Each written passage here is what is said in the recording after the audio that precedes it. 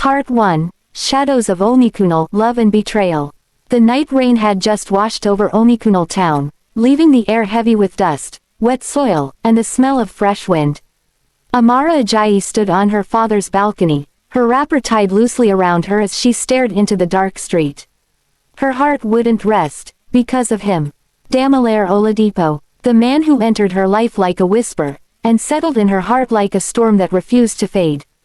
They met 2 years earlier at a wedding in Ibadan.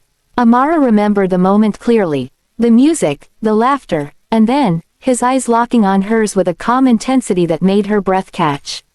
Damilare wasn't like the loud, restless men she grew up around.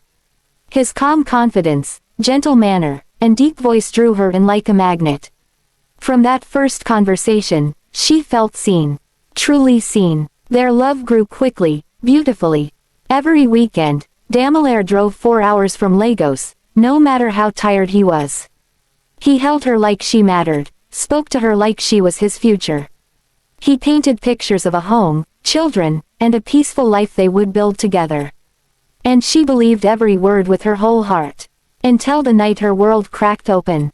She traveled to Lagos one Friday evening, carrying food she cooked for him and excitement so bright it warmed her skin. She imagined him smiling as she surprised him.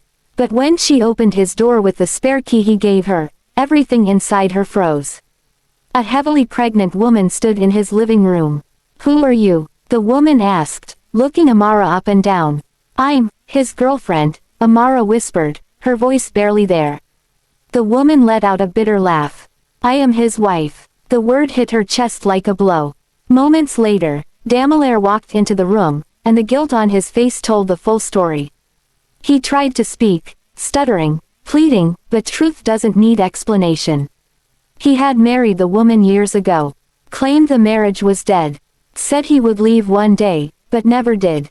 And now the woman was carrying his child. Amara walked out shaking so badly she could barely breathe. She reached the third mainland bridge and sat there, numb, as tears streamed endlessly. Her heart felt shredded. That night, she blocked his number, deleted every message, erased him from everywhere. At least she tried. But fate wasn't done with them.